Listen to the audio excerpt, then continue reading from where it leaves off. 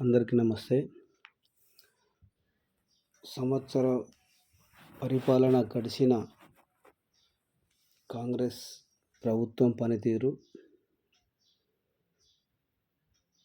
12 మాసాలు 6 మోసాలు అన్న చందంగా తయారైన సందర్భం కళ్ళకు కట్టినట్టే కనబడుతుంది.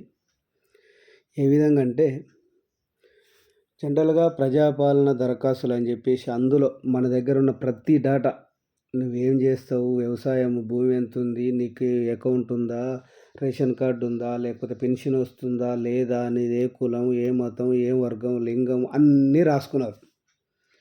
ఈరోజు ఆ ప్రజాపాలనలో తీసుకున్న దరఖాస్తులో ఒక మనిషి యొక్క పూర్తి డేటా అంతా ఉన్నది. మళ్ళీ ఈ కాలయాపనలు ఇవన్నీ ఎందుకు అంటే, ఏదో ఇక మీకు ఇస్తున్నాము అనే భ్రమలలో కల్పించి ప్రజలను స్థానిక సంస్థల ఎలక్షన్లు కూడా మమ అనిపించే క్రమంలో ఈరోజు సాగుతూ ఉన్నది. ఈరోజు 12 మాసాలు గడిచింది. 12 మాసాలలో 6 గ్యారంటీలు డమాలైనాయి. మీరు ఈరోజు దాదాపుగా 12 మాసాల తర్వాత 460 రోజులు 430 రోజులు పరిపాలన అయింది. సంవత్సరం దాటిపోయింది. 400 రోజుల చిల్లరలో 402 రైతు ఆత్మహత్యలు జరిగినాయి మన తెలంగాణ ప్రాంతంలో. సరే, ఏ విధంగా జరిగినాయి ఏందనేది ప్రభుత్వం దగ్గర నివేదిక ఉంది, ప్రెస్ వాళ్ళ దగ్గర నివేదిక ఉంది. కేసీఆర్ ఉన్నంగా రైతులకు ప్రీమియం, ఎల్ఐసి ఆఫ్ ఇండియాకు ప్రీమియం ఒక్కొక్క రైతు మీద 3,600 రూపాయల చిల్లర, ఒక్క గుంట భూమి ఉన్నా కూడా ఏ కారణం చేత సాధారణ మరణం చెందిన రైతుకు 5 లక్షల రూపాయల బీమా వచ్చేది. కానీ ఈ దద్దమ్మ సర్కారు, ఈ చేతగాని చేవలేని ఓటుకు నోటు దొంగ ప్రభుత్వం నడుతున్నటువంటి ఈ యొక్క కాంగ్రెస్ ప్రభుత్వం ఈరోజు రైతుల పాలిట శాపమైంది. రైతుకు ఆ బీమా లేకపోవడం వల్ల 402 మంది రైతులు ఆత్మహత్య చేసుకుంటే ఒక్క నయా పైసా కూడా రాలే. అదే కేసీఆర్ కనుక ఉండుంటే ఈ 402 మందికి 5 లక్షల రూపాయలు దహన సంస్కారాలు అయిపోకముందుకే వచ్చేది. అంత ముందు చూపుతోటి ఉన్న కేసీఆర్ను ఈరోజు మనం దూరం చేసుకొని ఎంత బాధపడుతున్నాం అందరూ తెలిసిన విషయమే. ఇకపోతే మీ కేసీఆర్ బిచ్చమేస్తున్నాడు, ఎకరానికి 10,000 అయింది, నేను 15,000 ఇస్తా అని గప్పాలు కొట్టి ఇవాళ 12,000 తగ్గించి ఇంతవరకు 2 కార్లు అయిపోయింది. గతి లేదు మతి లేదు దానికి. కేసీఆర్ గనక ప్రకటించిన రైతు బంధు పేరు మీద 10,000 చొప్పున ఒక్కొక్కరికి దాదాపుగా ఎకరాకి ఎన్ని వేలు బాకున్నారో ఒకసారి అర్థం చేసుకోవచ్చు. ఈ 2 కార్ల రైతు బంద్ చేసి 17,000 కోట్లు, 34,000 కోట్లు ఆఫ్ చేసి ఎగగొట్టి దాదాపుగా 25-30% కూడా ఈరోజు రైతు రుణమాఫీ ఏ గ్రామంలో కాలేదు. కానీ గప్పాలు మాత్రం అందరికీ రైతు రుణమాఫీ చేసినాం, రైతు బీమా ఇస్తాం, బంద్ ఇస్తాం అని చెప్తున్నారు. పరిపాలన దక్షత లేక, అడ్మినిస్ట్రేషన్ పవర్ తెలవక, ఏ డబ్బులు ఎక్కడ ఏ విధంగా వాడాలనో తెలియక ఇవాళ మళ్ళీ ఇంకొక ఆయన మొత్తుకుంటున్నాడు. బీఆర్ఎస్ ప్రభుత్వం 10 సంవత్సరాలల్లో దగ్గర 10 లక్షల కోట్లు అప్పు చేసిందని. అదే ఆర్బీఐ నివేదిక ఇచ్చింది, 10 సంవత్సరాల పేరు మీద 4 లక్షల కోట్లకు మించి అప్పు చేయలేదు.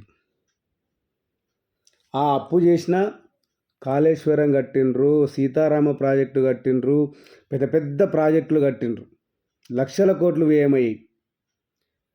200 రూపాయలు ఉన్న పింఛన్ను వికలాంగులకు 4,016, అలాగే వృద్ధులకు 200 రూపాయలు ఉన్న పింఛను 2,000 రూపాయలు ఇస్తున్న సందర్భం. ఇక మళ్ళీ డిసెంబర్ 9 తారీఖు నాడు మీరు అందరూ మళ్ళీ తెచ్చుకోరి లోన్లు, కేసీఆర్ మాఫ్ చేయగానే నేను డిసెంబర్ 9 రాగానే మాఫ్ చేస్తాను. డిసెంబర్ పోయింది, మళ్ళీ డిసెంబర్ వచ్చింది, సంవత్సరం గడిచిపోయింది. దాని మీద పాక్షికంగా ఎంతవరకు అయిందో మీ రైతులందరికీ తెలుసు, మనందరికీ తెలుసు. ఇక 18 సంవత్సరాలు నిండిన ప్రతి మహిళకు ఎంతమంది ఉంటే అంతమంది నెలకి 2500 రూపాయలు అంటివి, 25 రూపాయలు ఇవ్వకపోతేవి.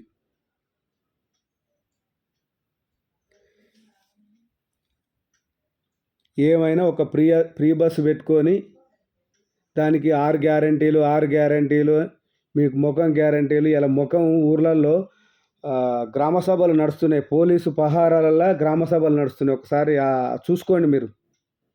ఎన్నిసార్లు తీసుకుంటారు, ఎన్నిసార్లు అడుగుతారు? అడిగింది ఇందిరమ్మ ఇల్లు, కేసీఆర్ డబల్ బెడ్రూమ్ ఇల్లు కడితే దానికి కలర్లు మార్చుకొని కాంగ్రెస్ కలర్ వేసుకొని ఇందిరమ్మ ఇల్లు అని పెడుతురు. ఆ రోజు విమర్శించిన వాళ్ళు కాదు మీరంతా.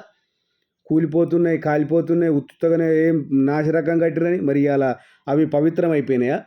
అంటే మీరు ప్రభుత్వంలోకి రాగానే అపవిత్రమని పవిత్రం అయిపోయినాయా?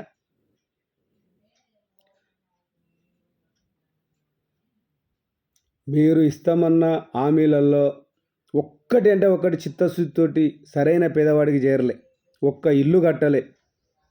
ఇంతకుముందు చెప్పినట్టుగా 10 సంవత్సరాల బీఆర్ఎస్ ప్రభుత్వంలో 4 లక్షల కోట్లు అప్పు చేసి ఇన్ని ప్రాజెక్టులు కడితే, ఒక సంవత్సర కాలంలో 1,20,000 కోట్లు అప్పు చేసింది. ఒక్క సంవత్సర కాలంలో ఒక పింఛను పెంచలేదు, ఒక ప్రాజెక్టు కట్టలేదు,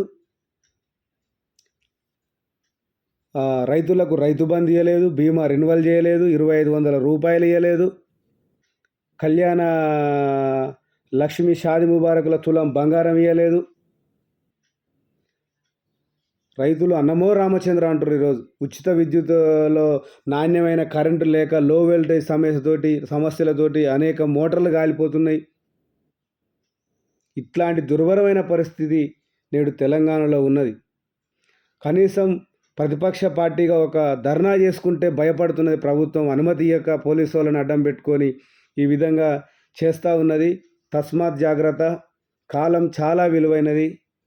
వడ్డీతో సహా ఈ అవినీతి పరులు, అత్యాశ పరులు, అధికార దాహంతో ఊగిసలాడే వీళ్ళందరికీ తస్మాత్ జాగ్రత్త. మంచి రోజులని ప్రతి ఒక్కరికి వస్తాయి. మీరు చిత్తశుద్ధి నిరూపించుకోవాలంటే రైతులకు ఇచ్చిన హామీ మేరకు ఎకరాకు 15,000 రూపాయల చొప్పున 2 కార్లు, ఒక్కొక్క ఎకరానికి రైతుకు 30,000 రూపాయలు బాయకున్నరు ఇవ్వాలి. ఒక్కొక్క మహిళకు 12 మాసాలుగా 2,500 రూపాయల చొప్పున ఇవ్వాలి. రైతు బీమా, ఒక్క గుంట ఉండి రైతు ఏ కారణం చేత చనిపోయినా 5 లక్షల రూపాయల బీమా రావాలి.